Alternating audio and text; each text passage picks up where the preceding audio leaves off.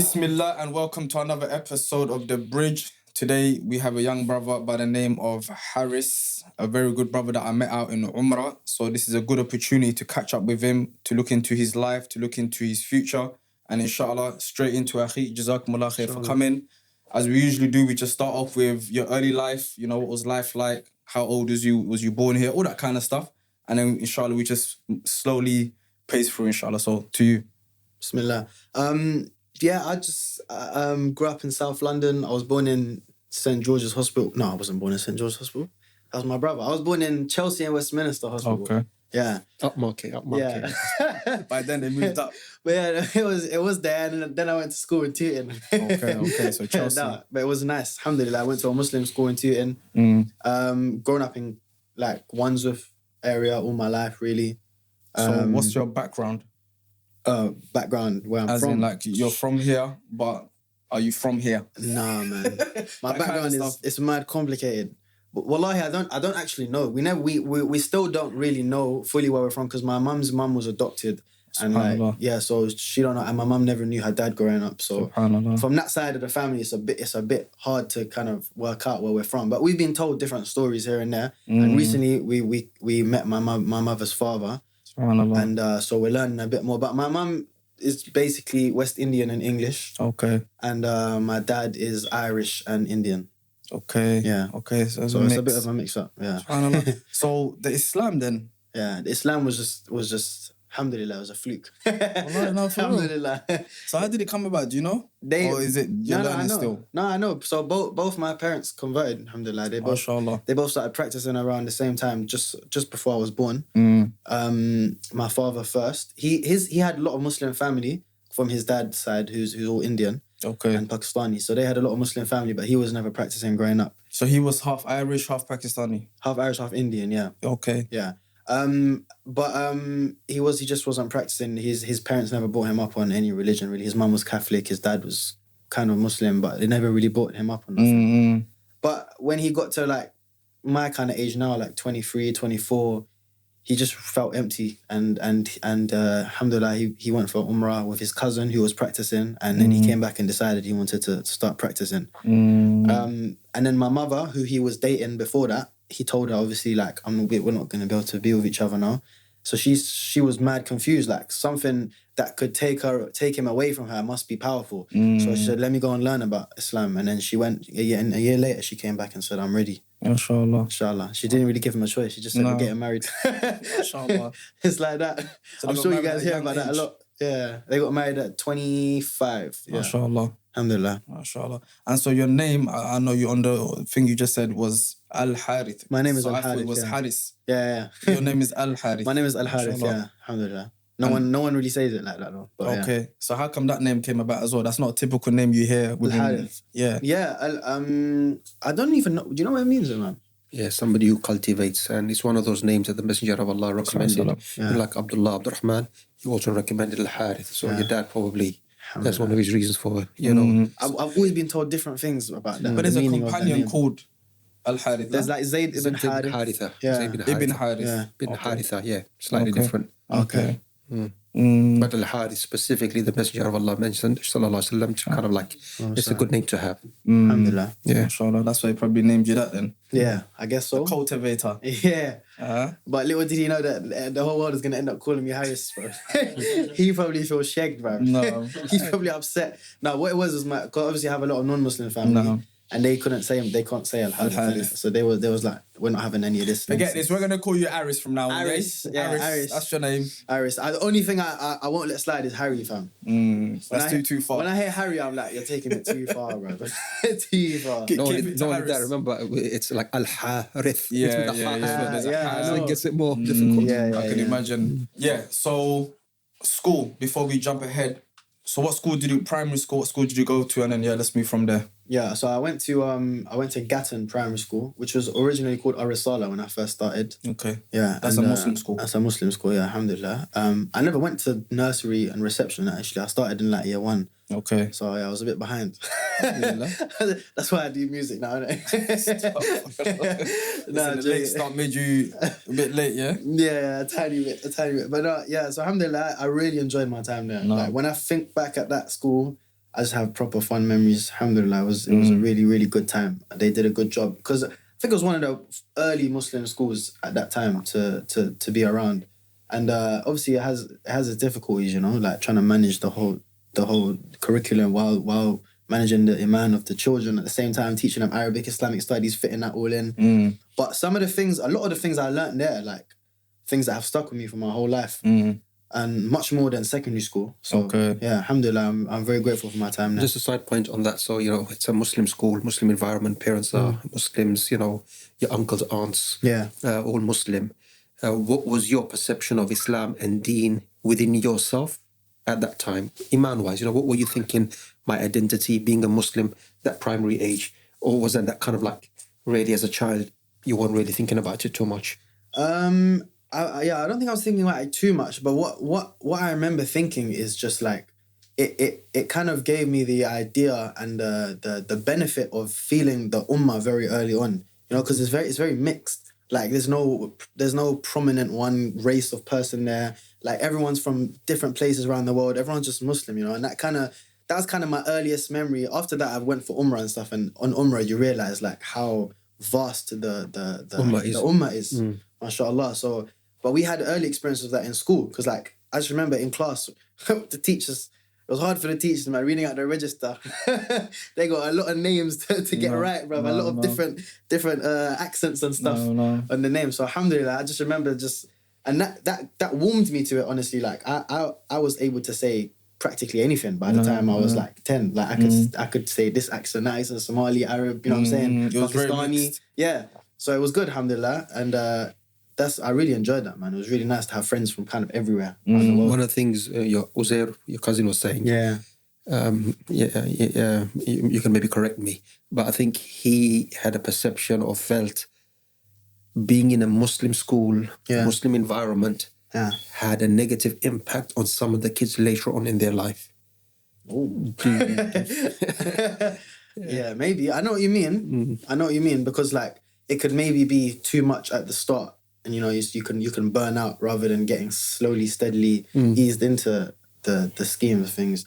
But for me, it wasn't really like that. I can't like I said, I feel like the fact that I was able to read Quran by the age of like 5, like simultaneously to being able to read English, mashallah. Like I wouldn't replace that with anything. Subhanallah, because like if I couldn't read Quran right now, then I'll be finished, bruv.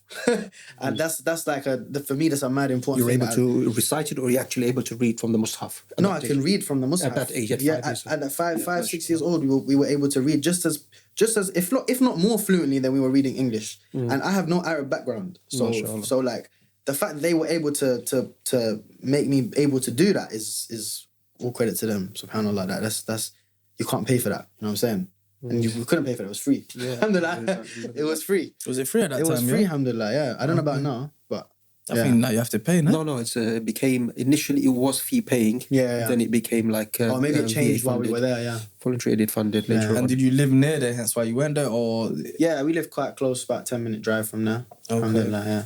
And at the same time, it says a lot about your parents. Yeah. You know, the fact that they chose that as reverts, as people that was new to Islam, that they chose that path for you. They could have easily said, no, let's go put you in a mixed school. And not that any parent who does that necessarily isn't thinking good for their kids. Yeah. But I believe the ones who put them into Islamic school are more inclined towards spiritualism and that path, akhi. Do you know what I mean? So it says a lot about your parents. It's more of a priority, I guess. Yeah. Like, that was a priority for them. For them. I could definitely feel that anyway. Like, when we would have exams, like, my parents, honestly, like, they didn't give a monkey's, bruv, about my exam results. But if I would complete a juz of the Quran, like, they would make it a celebration, like a proper celebration, bruv. And because of that, and those are my earliest memories. And because of that, like, it made me, obviously, that's the priority. It made me feel like my deen is more important than anything in the dunya, including my, you know what I'm saying, my exam results. So alhamdulillah. That is something, you know, about, I think with numerous discussions, especially with some of the guests that we've had, parents get a lot of flack. Yeah. You know, they're not knowing enough, this and this, or sometimes youngsters blame their parents for not being on deen or something, but actually they do their best for their time and context. They made, you know, the effort that they could make at that time. Exactly. But moving on, so, you know, primary school's finished, secondary school, did you go to the Muslim school that's attached to Gatton, Al-Risala? I did. I did for a little bit. I can't lie. I don't know what it was about a risala. Like it was back in the old building, you know. Yeah. So it's back in the old building. I just didn't fit in as well as I did in Gatton. I just remember just feeling like, and I was being enclosed. I felt like I was being enclosed. You know, there wasn't a playground. You never got to be outside at all throughout the day. That was a big thing for me. Like I was very. That sounds like prisoning, man. What's going on there, man? Yeah, I don't know. Don't hurt him, man. Look at me, bro. Don't look at me. Are you sure you weren't one of the committees up in there saying, "Yo, no playing"? You was ever part of the board, didn't it? No, I wasn't part of the board. No. Yeah. I can neither confirm nor deny that one, man. It's a set-up question. What, for real? There's no playground. There was no playground. So what do you do from morning all the way to evening? There was a hall, actually. There was a hall. Don't forget the hall. How do you know, man? There was a hall, but the hall didn't really have windows like that either. Like Okay. the windows, there was windows, but they're on the open. side, and it was just it was darkness. SubhanAllah. Don't come praying Tweak Masjid again, man. They're gonna. Bruv, I swear down. I just say how it is. Like I said, I'm still very grateful, honestly. No. Like, but this one thing, it got to me, man. It must have got to me because I was a troublemaker in year 7, and I was never really a troublemaker in Gatton. Like I was So just energy, basically. Yeah. You had to release it. I You needed couldn't to release it. bro. I was and in Gatton, like I was cheeky, but in year 7 I turned a bit like naughty. Like and I don't know. For me, I felt like I was, when I look back at it, I was doing things that weren't really part of my persona. Even at that age, it was like I wouldn't really do stuff like that. And I feel like it's just because I just felt Acting out kind I of felt thing. claustrophobic, man. Like, I felt, How many years were you in Arisado? 1 year, just under a year. Just year 7 complete. Yeah, just year 7. I waited till the end of year 7, and I had some mishaps with some teachers that were there. Like it was very family orientated, you know. Like that's what I'm saying about claustrophobia. The teachers, they kind of acted like your uncles, all of them, and it was like that in Gatton as well. But because we were kids, we're still kids in year 7. But I guess they wanted to show you know there's a difference now. You're in year 7, you're in big school, so they kind of acted a bit more authoritatively, like you know what I'm saying, like showing more authority. And I can't lie, as a kid I always had a problem with authority. Like now I don't, alhamdulillah. But as a kid I always had a problem with authority, whether it was my parents, my uncles, aunties, teachers. Like I just liked people speaking softly to me if they wanted me to do something. And yeah, but that wasn't the case. Even at home it wasn't the case. My dad wouldn't Speak to yourself. he wouldn't speak to himself, he would let me know, innit? And I guess that's why maybe I had a problem with it, because that was the only way people could get me to do something. But these teachers, I didn't feel like they had the right to be shouting in my face or, you know what I'm saying, doing stuff like that. So I just had a problem when I was there. You got kicked out or you moved out? It was a bit of both. It was like, leave. Oh, okay. It was like, yeah, they didn't actually kick me out. But it was just like, you know how like football managers are sacked sometimes? That kind of one. Like we'll give you a little bit of money, just keep it moving. Just politely, just, you know what I'm saying? Keep it moving. And I didn't move very far. I only went down the road to Ernest Bevin. So that's a normal school now? That was a state school, yeah. Okay. I wouldn't call it normal, bruv. It was mad. Okay. and that's why you got into music, probably. No, bruv. If you did music there, if you did music there, you was... But going back into it, though, yeah. In that school, did you not have actual, like, say, football, gym?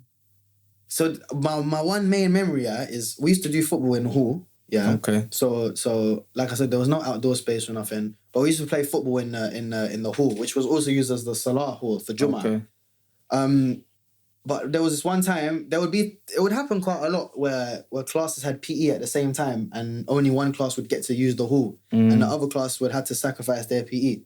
So that's what happened. Sounds like a lot like prison still, but carry on. There's a lot of sacrifice going on here. I remember one time us not being able to do PE in the hall because there was one of the older classes was there, and we had to kind of play football in our classroom for PE. Okay. And that's when I had enough, bruv. But play football with like a paper ball. Yeah. Not a football, because we couldn't break any of the technology. No. So they came to us and they gave us a paper ball. No. Yeah, like they made out of newspapers and that. Yeah, proper, like, I swear down. The only other time I've seen is when I done charity trips in like refugee camps. Yeah. They gave us a football made out of newspapers and they said, have Play fun. with it. Yeah. I think rightly or wrongly, I think the parents who send the children to, like Muslim schools or Islamic schools, their focus more is, look, they're going to learn Arabic. They're going to learn Quran. They might memorize part of the Quran. Yeah. Okay, the environment is Islamic. They're going to hear the adhan because there's a masjid attached to it. They might pray in Jama'ah, they'll pray Jum'ah. So their angle is they'll be sacrificing some of the other stuff. Yeah. To be honest, bro, I don't know what it's like right now. Right now, it's probably improved a lot. This is way back, like, long time ago. And like, they didn't have not everyone has facilities and stuff. And to be fair, obviously, there's a bit of tongue in cheek here, but you have to also understand, even this school, you know, every school, when you're starting off in the beginning, there's difficulties, there's not enough money. You're not also charging especially you said it was free, right?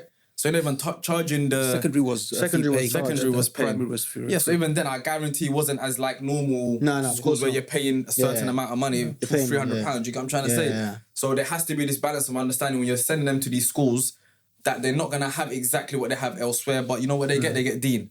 Yeah. I think that's where man is talking about the sacrifice. And of 100%. Course, we're raised in a place where, I would say wrongly personally, but we're raised in a place where you get whatever you want. It's like a McDonald's mind. Everywhere you go, here it is, it's cheap, you mark up, boom, keep it moving. Everything is to your door. Life is fun, football, all of this stuff. So when you go to a place now where you can only play in a little square box, it's why am I in this school? I can go over there. So one of the things that probably yourself and, Uzair and some of the others who went to that school, the Muslim kids, with shortcomings that they might have, in their life, especially later on, they'll have a sense of identity of being a Muslim. 100%. And a sense of, a sense of pride concerning being a Muslim. To me, that kind of outweighs a lot of stuff, though. I think that's quite important. But moving on, Al-Harith or Haris, in terms of Year 7, so you've gone to end of Year 7 to Ernest Bevin.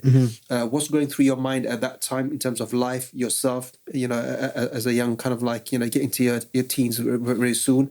Also, I know you were into football for a while. Was that more, did you play for... That's what I was about to say. So like my life was just football. From the second I kind of touched like Year 3, so I don't know how old I was, like 6 or 7, like I got my first Chelsea shirt, my Chelsea sport. I don't know if that conflicts with any of you, man. That's all right. It's all right, yeah. That's your boy there. Zayn's a Chelsea supporter. My brother.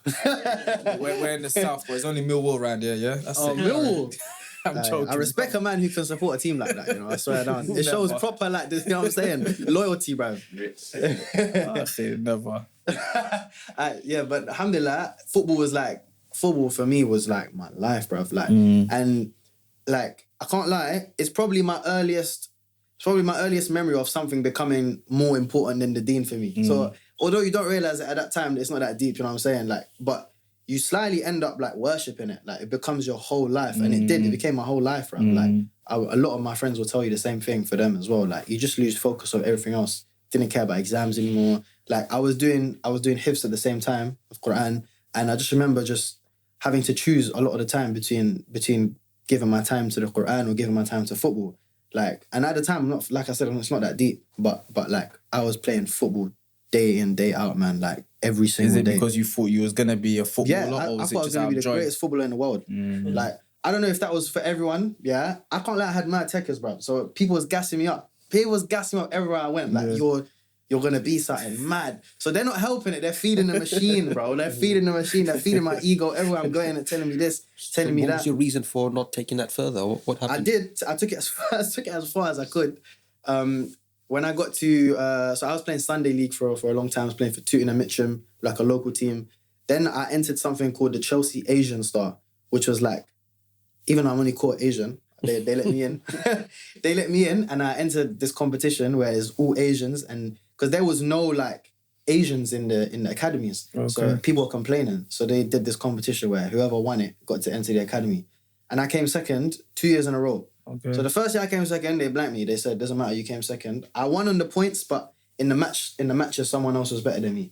So they signed someone else. Then I went back the next year and I came second again. I said, come on, this is consistency, bro. Yeah. Like, so then they put me into the academy for a while. Alhamdulillah, I played a couple games with them, and I was there for a while, training with them for about a year and a half, and then I just got a really bad injury, bruv. I know it sounds cliche, but I got not your average injury. I fell off my little sister's bunk bed and I snapped my knee, and just wasn't able to play on it for at least like 2-3 months, and that's a long time in football. In football years. How old were you then?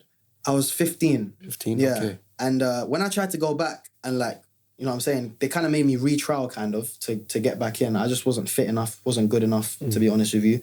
And that just like, I don't know, kind of took the love for football out of me. Like I felt a bit hard done by, you know? Like I felt like I'd worked so hard And then just because of this one thing, like I wasn't able to get back into my team and that. And then even for the Sunday league team, I wasn't performing. And then I don't know, I just felt like, and at that same time, music started to come into my life. And it became an either or thing for me. Like I kind of had to choose, and music was seeming more promising. So I had to be a bit smart, you know what I'm saying? Just so I kind of got that. So in terms of your years in school, so now you're 15. So that's like maybe year 10 or going into year 11. How did you do in your education, especially GCSEs? You know, I tried to skip that, yeah? He's a failure, man. He's a failure. I tried to skip it, but oh, no. And also... What did you get? I think we want to know the grades now since you said that. What grades did you get, mate? My GCSEs, bro. The general education, how was... did you like education in school? Did you like studying, attending school? Man, I hated education. I'm probably the worst advocate of education you could find, honestly. I don't want to say too much because probably kids are going to watch this.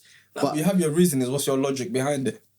I just think the curriculum is just designed for a specific student and one specific student only, and then it's just everyone has to learn the same thing. And like put it this way, I'm one of 5 siblings, yeah. And if you know how, you know what I'm saying, like, how different each sibling is. Like each child needs to be taught in a different way. Like my little brother's dyslexic. My other little brother is a genius when it comes to like maths and science, and he can't do English like to save his life. I'm really good at writing and stuff. Like I don't know. I feel like the curriculum should be designed around someone's strengths so that they can have a head start in life rather than feeling like they're always being pulled back by this subject or that subject. So that find a child's strength and then push them in that, you know what I'm saying? Like, don't just carry on trying to force feed algebra down me, bruv. Like, man don't get it. Like, I swear down, years and years, bro. Like, from, I don't know when they start teaching you this stuff, yeah? But I don't understand when the letters and the numbers are together, bro. I don't want it. Like, just take the X's and take it out of the equation.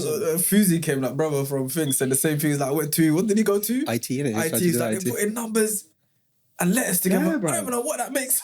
I didn't understand, bro. I was like, why does X equal that? I don't get it. I don't understand. And you never really use it in the future unless you're going to be like, you know, a mathematician or whatever. So I feel like that time should be spent doing something just useful. Like, I'm not gonna get that. I think that sometimes is a failure in the education system. Yeah. Because if you look at the Messenger of Allah sallallahu alaihi wasallam, he directed Sahaba.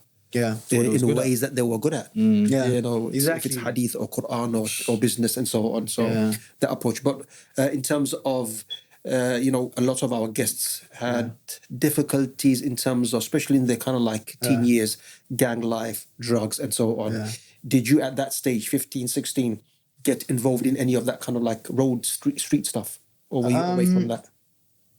So where we went to school was in between. It's in Tooting, but in my school we had people from loads of different areas. We had people from Clapham and people from Tooting. And at the time, the gangs from those areas were. I don't know. I think they're still even beefing to this day, bro. But I don't know anymore. I don't know about anything anymore. But so I had friends from both sides. I had friends from Tooting and friends from Clapham. I myself was never part of a gang, but I was very much surrounded by it and I was very much aware of it. But when I started traveling, I started seeing like the madnesses that are happening overseas, like in Palestine and in different places, like in Syria, and I was just like, bruv, like this is real life, bruv. And everyone back home is like fighting over like I don't know childish play. Yeah, like everyone has. I'm sure they all. If you ask them personally, they all have good reasons. You know, like one of their friends has been hurt, but it needs to come to an end somehow, innit? I don't know how, but. So you 17, you said you started traveling. I'm assuming now you've gone into nasheeds, and that's why one of the reasons for traveling abroad and maybe taking part in nasheed concerts. But just before we get to that stage, so that 15, 16, that age, the deen side on you. What was the deen saying to you? What was Iman saying to you? What was the identity of being a Muslim? Was that kind of like there fully, or were you? My identity was always there as being a Muslim. I stopped, so a prominent, when I think about my life, like a big part of my life was when I stopped learning the Quran. And I think that's what kind of first made the distance start happening between me and Allah. Like, I guess I was doing Quran every day after school for 2 hours, like there's only so far away you can feel from Islam when you have to read the Quran for 2 hours every day. Like it's very, very beneficial. So when you say learning, you mean by memorization? You were trying to Memorizing, memorize yeah. the Quran, So alhamdulillah, I had learned, by the age of 14, I had learned 10 juz of the Quran. MashaAllah. Memorized it. And I just felt like I was being forced, honestly. Like, I was being forced. I enjoyed reciting the Quran, but at that time, there was things that in my life, like I said, football, predominantly, like, that was my priority in my head. Like, the Quran I was just doing because my parents wanted me to do it. And I liked that it made them happy, but as I got older, I felt like I had my own life to live now, you know? Like, I need to do my own stuff. And, yeah, so when I first started traveling, I was 16, I'd say, when I first started properly traveling. Music came to me like... But just on that part, Yeah. Harris, do you think because sometimes, you know, there's a perception, I can't read Quran, memorize Quran, and also do, let's say, football as an example, or become a successful businessman or an architect or an engineer and so on. Why can't it be both? I think it can be both. Like, it just needs to be managed better than it was for me, I guess. Like, What was your reasoning of saying, look, well, you know, I don't want to do this, I just want to focus on this. Why couldn't that be in a balance? You know what? Too? It was shaitan for me. Like, I can't lie. If I actually deep it, yeah, I didn't have a valid reason to stop.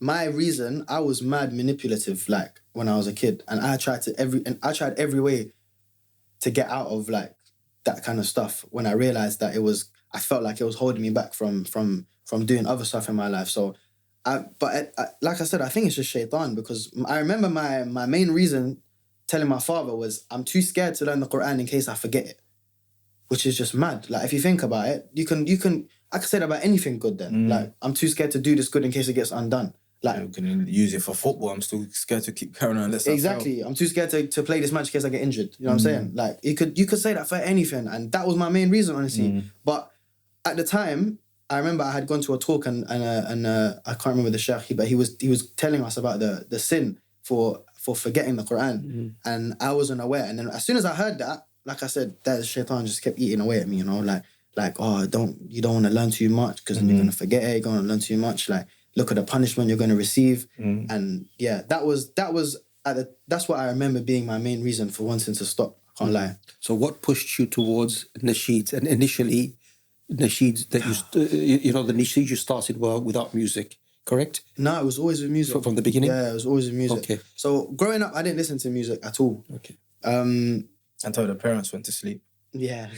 no, honestly, I was too scared of my parents. Bro. So there was no music in the house. There was barely TV, bruv. Like, we weren't allowed TV on the weekdays, and they were very strict with music. I think because both of them came from musical backgrounds, they knew the evil of it. They knew what to be wary of. So my dad was an A&R when he was younger. My mum was just she played a lot of instruments, and she was a singer. So because they had come from that life, I guess that was one of the main things they wanted to protect us from. They said growing up. And so I never listened to no music until I was old enough to be on my own for a long enough time, like 13, 14.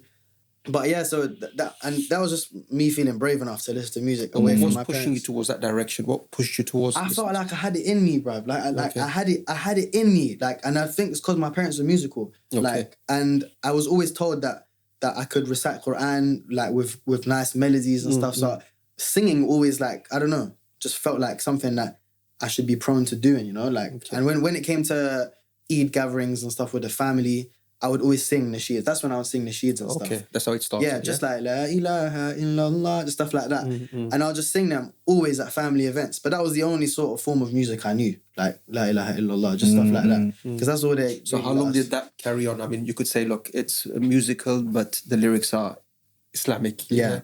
How long did that carry on until you said to yourself, look, you know what, I think I've got the talent to... It was until Akon, bro. It was until Akon. Smack that. I don't know. What is he smacking? I don't know. 13, man. Yeah, that's when it... I know. That's when it went wrong for me. I don't know. And then, for me, I never... Obviously, it was just football. I never thought of taking music seriously as a career. And then I had some people in school from Clapham that they were friends with, like... This was when the grime and the UK rap scene was coming up heavy. And they were friends with some rappers. And they were telling me, yo, like, you got a mad voice. Like, we could put you on a hook with this person, that person. That was my first kind of experience of laying down something for myself on music. And like, how old was you? I was about 15. So it's simultaneous to me doing football still. I'm just about still doing football. But the music started to come into my life a little bit now. And people were telling me, you've got something. Mainstream as well. Yeah, this is it's not mainstream. It's like at the time, the rap music in London weren't mainstream. Now it is. I thought it was just until... Yeah, no one knows this. What I'm saying now, no one has ever heard this before. Like, I've never said this on camera before or anything. But we're just going deep into it, innit? So I'm like, might as well. But yeah, that was my first time. I remember just trying to sing a hook into my phone, thinking this feels mad, bruv. Like listening to the beat and that, and like it just all felt mad. It felt like I was meant to be doing this. Like, I don't know why, it just felt like I was meant to be doing this. And I couldn't believe that I hadn't been doing it. I couldn't believe my parents had kept me away from this for so long. Just a question at that time, were you also, salah-wise, let's say reading a bit of Quran, was that taking place? It was fading. Slowly, yeah. Did you see a conflict between that and your deen at that time, what you were getting into? I didn't know. I wasn't actually aware of how negatively music was looked at in Islam. I hadn't done no research into it. I knew my parents didn't let me listen to it, but they didn't let me do a lot of things growing up. So there was no real, like, you know what I'm saying? So did they even know that you was doing I was mad low-key with it. Like, I was mad low-key with it. What was going through your mind deen-wise at that time? While you were doing that? And alhamdulillah, I was still praying 5 times a day. And I was still reading the Quran, not as much, like I said, it had faded a lot.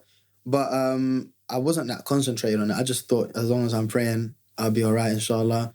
I guess I just wanted to explore this music thing that had just come into my life. And suddenly then I started adding songs onto my phone. I started getting different sort of, what's the word? Like different sort of musical, different sort of music in my life that I'd never heard of before. Like, because I'm from a mixed background. So I had a white Catholic grandmother from my dad's side, and then an Indian Muslim from his father was Indian Muslim. Then my mum's mum, she was like an atheist, but she was Jamaican, she was West Indian. So she was listening to that kind of music, and then there was folk music, there was Indian music, there was everything. And I had been kept from all of it. So I just started to explore everything. I went music crazy, bro. Like I just I realized how much I loved it, and how much my body was like being called to it. And subhanAllah, like when I think of it, it's mad powerful music, man. Like the way it took me was so quick. And before I knew it, I felt like an artist. Like I went from footballer to artist in like a matter of weeks. Okay. I felt like an artist. No one could tell me otherwise. I was like, did any tracks come out from at that stage? None of those tracks I didn't actually go to the studio and lay down any hooks with those artists. Okay. I was just literally exploring, like I said, and just doing little voice notes and sending them back and getting what's the word? Getting feedback. Okay. Yeah, getting so feedback. When you hit it big in terms of how old were you when it became like a world? So then the Islamic thing came in. Okay. And I had never. You brought that in yourself or somebody? No, someone came in. So as simultaneously to all of this happening, my dad started to charity fundraise. He was never a fundraiser growing up. He was a social worker and like a mental health specialist. And when I was young, he was like a minicab driver. And all of a sudden, he started doing like fundraising. And I used to go to the events and see him like fundraising for charity. And one time, the nasheed artist didn't show up. And I was like doing like La ilaha illallah was like second nature to me, bro. Like it was literally like the easiest thing ever. So he said, can you jump on stage and just do a nasheed for us? In front of, there was like 500 people that I was like, what are you talking about, bro? I can't sing in front of all these people. Yeah. Little did he know I was doing music on the side, starting to do it by myself on the side. But I said, and then he goes, oh, they'll pay you. I said, how much? He goes, £150. I was like, bro, big P's for me back then. That's a trackie and a trainers. Bro, that's what I'm saying. That's big P's for me back then. So I was like, blessed. I'll jump on stage and sing a little La ilaha illallah. A 3-minute piece. So I'd done that. And then I did it a couple more times, like 2 or 3 more events that they needed me to do it at. And then suddenly someone sent a video of me singing that song to a Islamic record label called Awakening Records. And out of nowhere, before I knew it, I was on a flight to Egypt to meet them. And they had this proposition for me where they said, we want to sign you for 5 albums. We want to turn you into an international superstar. We want to make you the biggest Muslim thing in this world. At the time, I remember when I first heard it, all of that planning, I felt a bit conflicted automatically because my life was not what they wanted to portray me as. I was only 16, yeah, but I wasn't doing anything that bad, but I wasn't like a great Muslim in my eyes. Like I was gravitating away from the deen, if anything. Your heart was inclined towards the other bits at the Exactly, yeah. My heart was thinking about the other music I was just doing. And to be honest, the main reason I took it, which I haven't said to anyone before, was just because I wasn't having a good time at home. And my reality of South London had kind of turned upside down. And there was a lot of stuff, personal family stuff happening, stuff with friends. I lost some people, like close relatives that passed away. And I just was going for a hard time at home. And the way they were coming in was like, we're going to transform your life. Like, you're going to be traveling around the world, doing this, doing that. And to me... What did they want? You said they wanted to portray you as something. What was that? They wanted to portray me as like... Practicing, basically. Yeah, but like to a next level, bro. Like an angel. Like, I couldn't do nothing wrong. Like, not step a single foot wrong. Like, they was like... So my first song was Salamu Alaikum. Then it was like Rasulullah. And I said to them at the beginning, I said... In all fairness to myself, I said, I kind of don't want to do just Islamic music. I'd rather sing about my life as well. You told them that? Yeah, I told them that. And they said, fine, but your first project will be Islamic so people know the ethos, and then you can do other stuff after.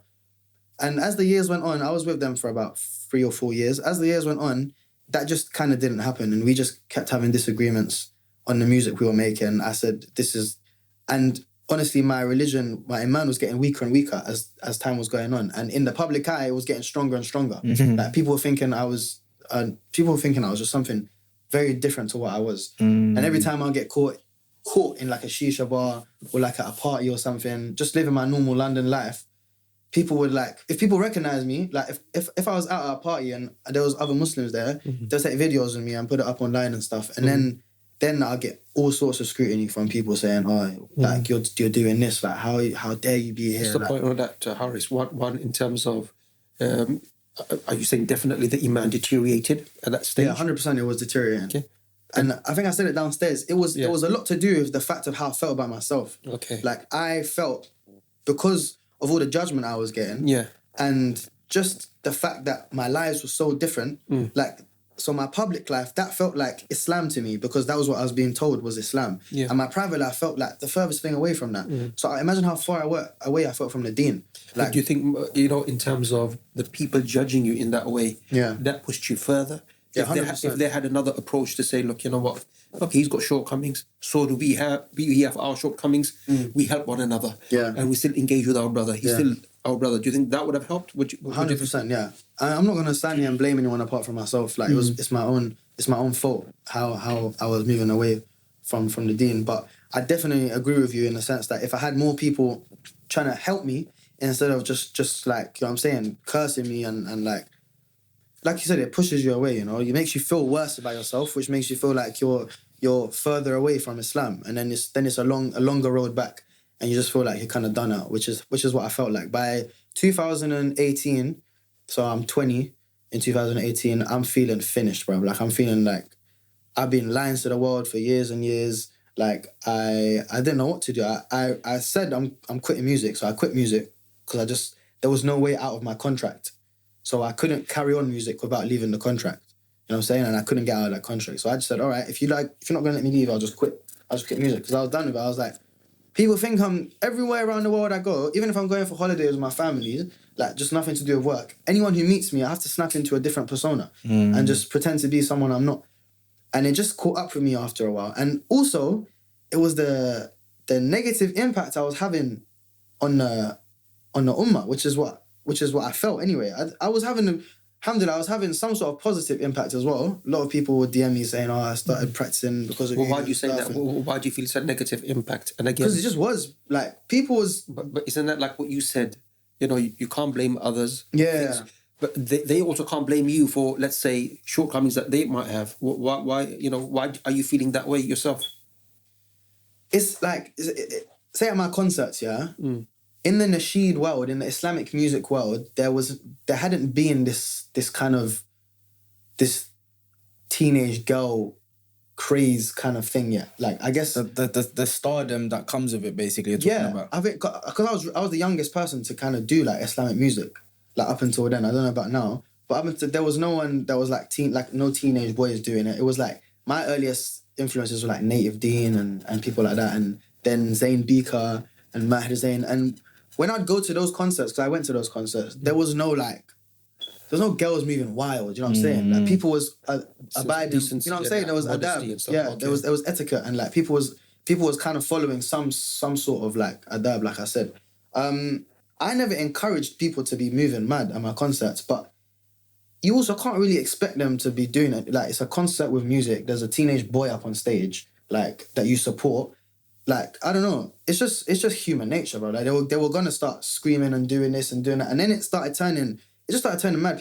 Girls throwing hijabs on the stage and stuff like that. And I'm getting a lot of stick for that. Like, people are saying it's your fault. And I just felt mad pressure, bro. I was like, this is me singing about Islam and Allah and stuff. And this is still happening. So what's the point? I might as well do normal music. It's going to be the same reaction from the same audience. So I don't want to be singing about Allah and this reaction is happening. It doesn't even feel right. It doesn't feel good. So I don't know. There was that as well. Where was your parents in all of this in the beginning when you were signing all of that? When I was signing and stuff. Yeah. So because you were 16, right? 15. Yeah. So you couldn't have gone by yourself, right? No, yeah. So by that time I missed out a part. So by that time my parents were a lot more lenient. I guess after they had daughters, my sisters, they changed quite a lot. They became a lot more lenient. They changed their views drastically. And suddenly music was kind of allowed in our house, like in little bits here and there. I'm guessing like more good songs. Not only songs with like good moral lyrics, you know. Guessing, To this day, I'm not gonna sit here and say music is halal or haram. Like, I'm not qualified to say that. Whenever people ask me, I'm like, I don't know. I've just done what I think feels right and where I feel like I can bring benefit to people. Like I said, at first, if I'm honest, it was just to get me out of my circumstances. When I was 16 and they said, we'll sign you, I was just like, yeah, bless. I would have done anything else apart from what I was doing. Like, I didn't tell you, I failed my exams miserably. Like I said, I had people was passing away in my life, like out of nowhere, and I didn't know how to deal with it. Stuff was just going wrong, man, and I resorted to just smoking a lot and doing stuff that didn't coincide with my character. So I felt awful, and they said, we're going to change your whole reality. I said, bless, bro, like, I'll do that in a second. So you mentioned at 20 you quit.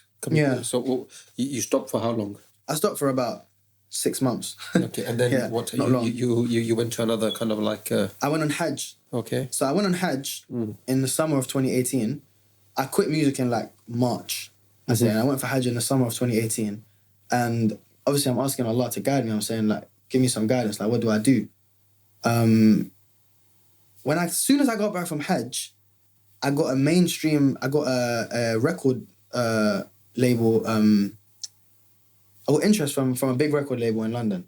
And I don't know, man, like, for me, that was a sign. Because obviously I've just done Hajj, I've asked Allah for guidance. I've said, if there's a way for me to be able to do music, now that I'm actually becoming more God conscious again, and I'm starting to, because after Hajj, everything changed for me, man. Like, alhamdulillah, I got back on my prayers, and I felt a lot closer to Allah than I was. I felt like Allah was back in my life, and He was helping me again. So if I'm coming back from Hajj and straight away I'm getting a label coming to me saying, we're going to give you this deal, you can do whatever music you want, you can sing about whatever you want. Like, I'm thinking, alhamdulillah, like, I reckon this is all right. Like, I could sing about my life without it being a negative influence on the youth. I could sing about my life. I could sing about loads of things. It doesn't have to be Islam.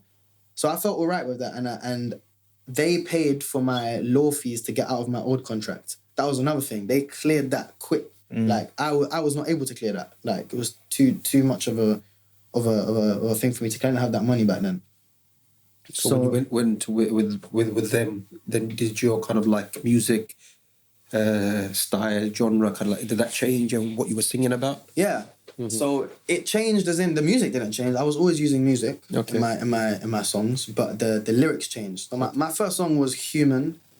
So that wasn't that different. I wrote that song while I was still with Awakening, with the Islamic label. And I actually fell out with them a little bit about it because I said, this is what I want to release. And they said no. They said it was a bit too dark. but it's not dark at all. It was just about, the song is called Human. It's just about me being a human, making mistakes and learning from my mistakes, basically, and just trying the best that I can. So I thought that's, you know what I'm saying? That's quite like a soft song. I'm not saying anything bad in it. What was your question, sorry? In terms of the style that you were from Yeah, before Islam, was it Awakening Records or Awakening something? Records, yeah. From there to where you are at that stage after Hajj, much different. But to other people, I guess my appearance had changed drastically, and that was the main thing. Like, I was wearing chains all of a sudden, which I would have done it before, but I couldn't do it before. You know what I'm saying? Like, this was just me now. I'm being more authentically myself. Okay. And I also didn't feel the pressure of trying to show the world how good of a Muslim I was anymore.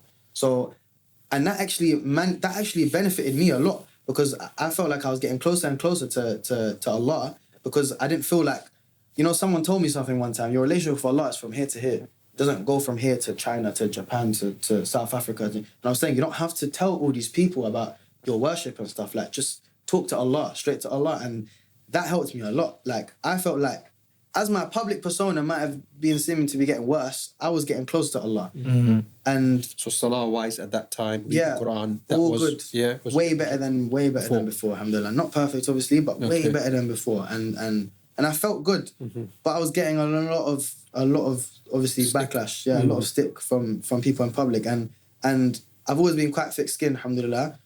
It does affect you. Obviously, the odd comments here do affect you. But like I said, because I knew that I felt good in my relationship with Allah, I didn't really care about what people were saying to me. Like, and if people ever gave me the chance to explain myself in public, I always told them, and they could kind of see, like, oh, this guy's actually not as lost as he looks. Yeah. Like, I was doing all right. I was going to the masjid. Alhamdulillah, I felt like I was doing all right. And you linked up with Odd Ads and RA. Yeah, good brothers. When was that? That was at the end of 2019. Why did you Muslim artists, but in the music industry, why did you say, look, let me look at what these guys, and what was the reasoning behind that? I grew up on their music, to be honest. Okay. Like, I grew up on, they're both from South, they're both from Brixton. I grew up on their music, predominantly Odd Ads. I think RA was a bit before my time, but my older cousins used to listen to him. Odd Ads was like for me, when I was in school, like him, Show Shallow, and that, we used to bang them up, bro. Like when I was in Bevan and that, Sneak Bowl, all of them, they were big when I was young. So suddenly I was like, welcome with them. Yeah, I welcomed that opportunity one time. Even though a lot of people were very confused, I was like, bro, again, I was just doing stuff that felt authentically like me. So I didn't care what other people was that thought. Much different from the one you mentioned about Human, yeah. A lot different? The song was just a song. I can't lie. This song wasn't, it was my first song that I put out that wasn't, I guess, trying to positively benefit the youth, but it was just a song. It didn't have that much. I wasn't saying anything bad in it. Okay. Like they say what they say. They have their own experiences, their own lives and stuff. Like I'm not gonna judge them for that. And I just thought it was a banger. So I was just like, bro, you know what? Like, let me put some London music out, because that's what I started doing before anyone knew. I said, let me put some London based music out, and obviously that just went mad, bro. Like, people just, I don't know. When I done that, that was when people just started saying the maddest stuff to me, like, you're Dajjal, like, you're this, you're driving all of our youth away from Islam. Like, how could you're taking your Muslim audience that you gained and you're dragging them with you. Like, I don't know. Obviously, I can see where they're coming from, because all they're seeing is this kid who sang Salaam Alaikum, yeah, and now he's singing, you know what I'm saying? I'm from the South. He's gone from that to that. They don't care about the whole story and everything in between. All they see is A and B. Yeah. And they don't see how it happens. So I understand why people are confused. I don't understand why people are judgmental, because before you judge someone, you should try and learn a bit more about their situation. But I can understand why they were confused. A lot of people are confused in it. Just 2 points. One, in terms of, you've linked up with Odd Ads, RA. There's a lot of other Muslim brothers within the industry. Would you say there's a sense of unity and a sense of networking between brothers who are in the industry? How do you feel about that? I had never really involved myself too much in the mainstream industry. Even after I got signed, I stayed away from all the industry parties and stuff. And I just didn't feel like I needed. More the Muslim ones though. The non-Muslim. Just when I got signed I was signed to Universal. So when I got signed, they invite you to loads of parties and stuff. You meet other artists and mingle and stuff. I wasn't really interested in that. I felt like I had my own lane I wanted to carve out, you know? Like, I didn't want to do their stuff. I didn't want to do the Islamic stuff. I wanted to do my own kind of lane, which was a balance.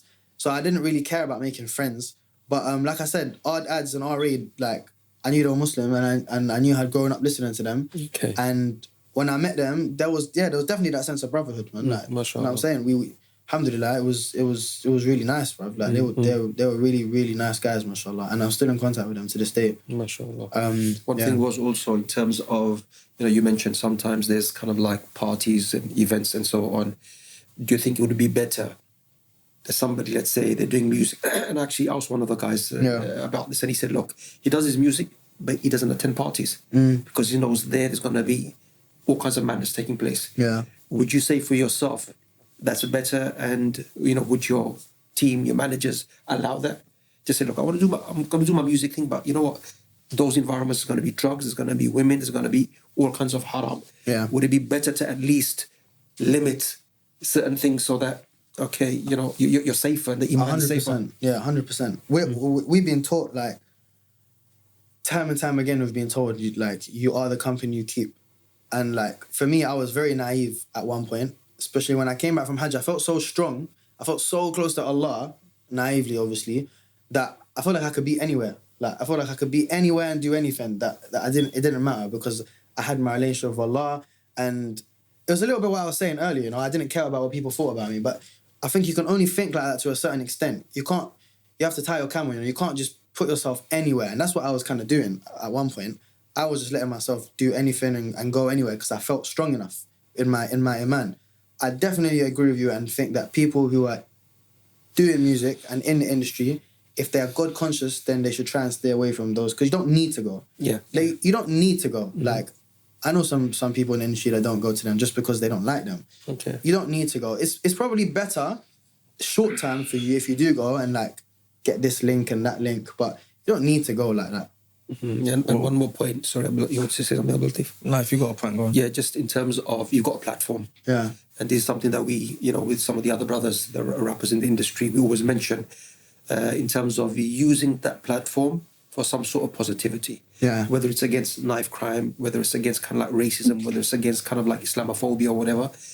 Do you see yourself using your platform? In a masjid, we might have on a Jummah 3,000 people that we're talking to. You're going to have hundreds of thousands of people. What kind of message would you give them through your platform?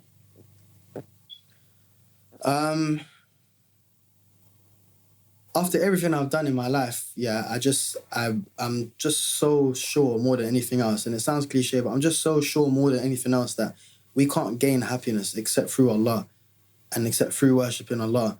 And I just came back from Umrah with you guys, and honestly, my main dua while I was on Umrah was, oh Allah, give me ease and patience and happiness through your worship, because I know that that's where it comes from. And it's because I've done so much other things now, I understand, like, in the small amounts of time that I have actually given to Allah and only Allah are the times that I've just felt the best in my life. Mm-hmm. And there's just no two ways about it, man. Like that is how I'm going to be happy. I know that. So, So my point there, Harris, would you use your platform to let the masses know this? Yeah, I try. I honestly, that's my main reason for still being on social media, honestly, because there's a lot of times where I feel like I don't need to be on there, man. Like, I release a song every now and then, fair enough, but I don't need to be on social media.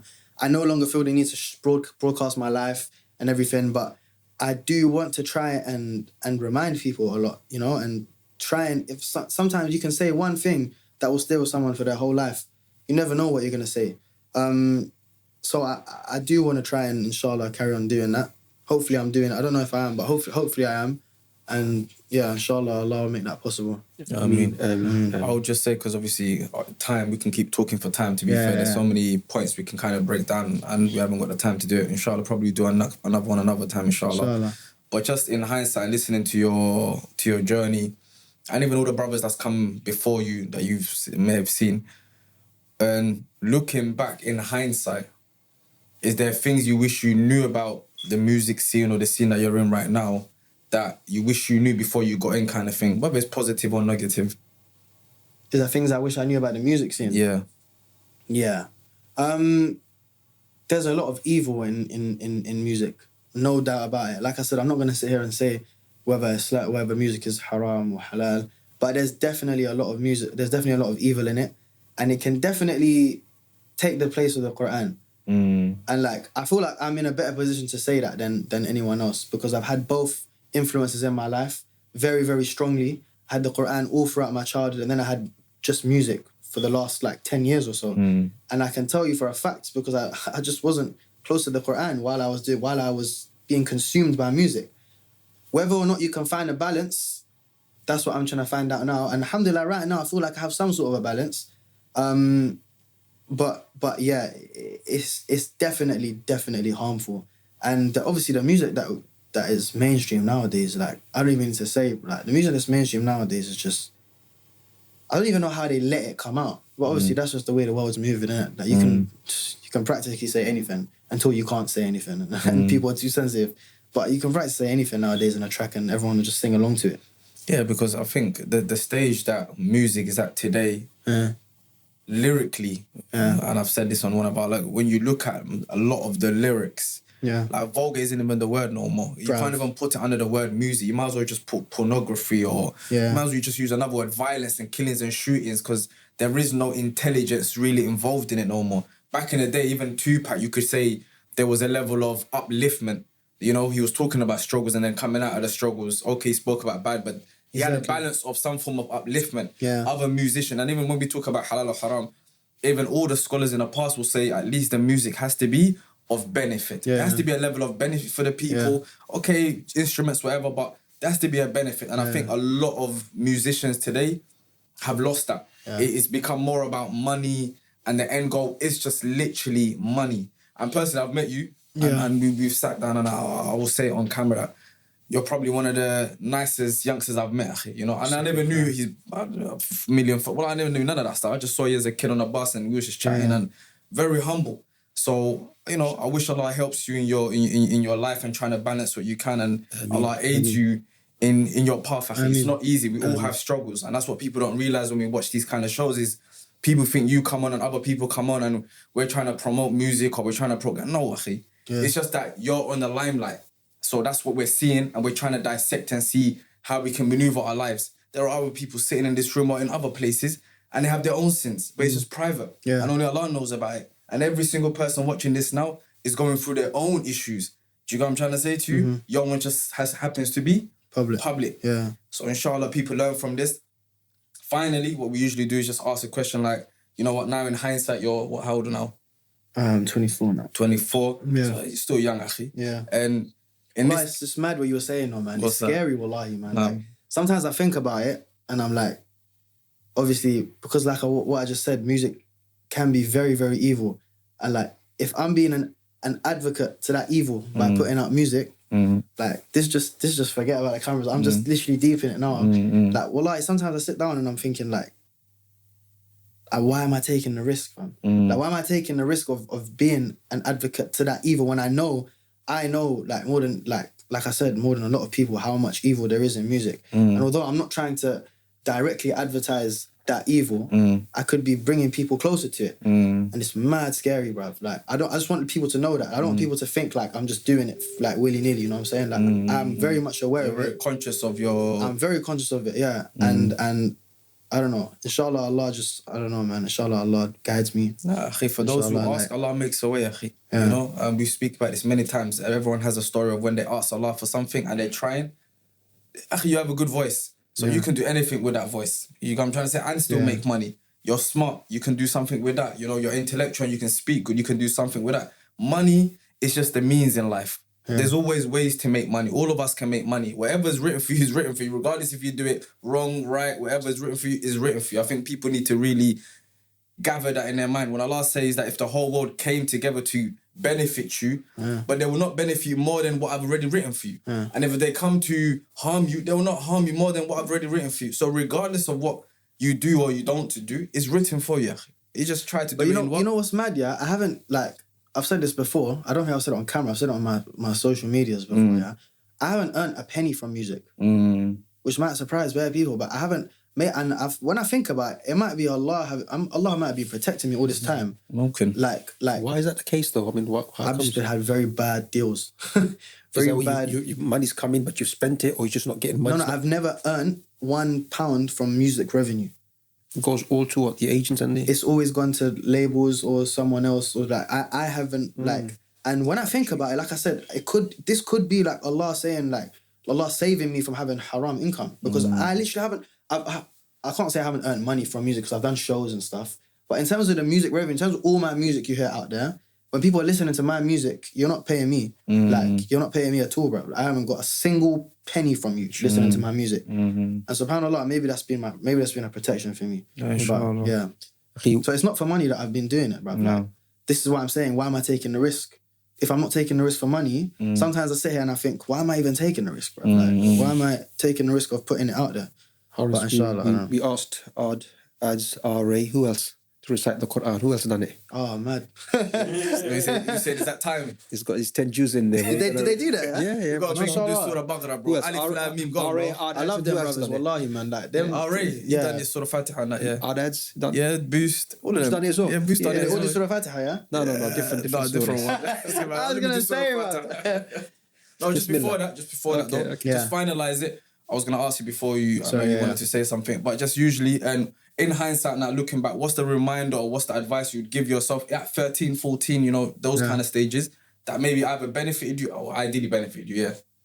I would definitely say to people who are growing up, try and concentrate on the blessings that Allah has given us instead of what we don't have. Because in your teenage years, you're out there chasing so many things. And it's because you feel like you need so many things and that you don't have so many things, especially because of social media right now. You're looking at everyone else apart from yourself and you're feeling like, I need that, I need that, I need this.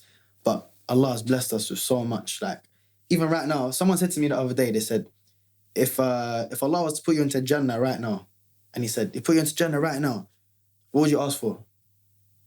Like, what would be the first things you ask for? And I had to sit there and think. First of all, that was mad that I even had to think. Yeah, that just shows me how blessed I am. But the main thing was, all the things that I could think of, I already have, subhanAllah. I have health. My family have health. You know what I'm saying? I have a roof over my head. I have food every day.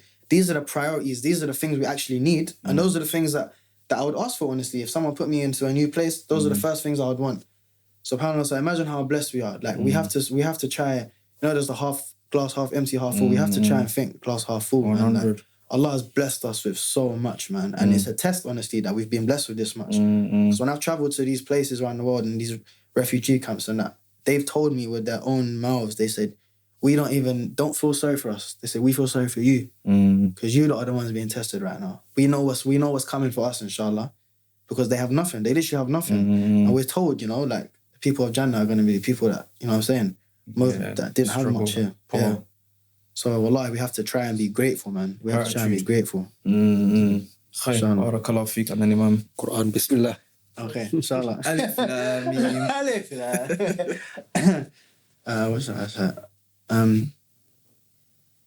أعوذ بالله من الشيطان الرجيم بسم الله الرحمن الرحيم والتين والزيتون وطور سينين وهذا البلد الأمين لقد خلقنا الإنسان في أحسن تقويم ثم رددناه أسفل سافلين إلا الذين آمنوا وعملوا الصالحات فلهم أجر غير ممنون فما يكذبك بعد بالدين أليس الله بأحكم الحاكمين صدق الله العظيم. Barakallahu feek. I'm going to open up a Quran record label.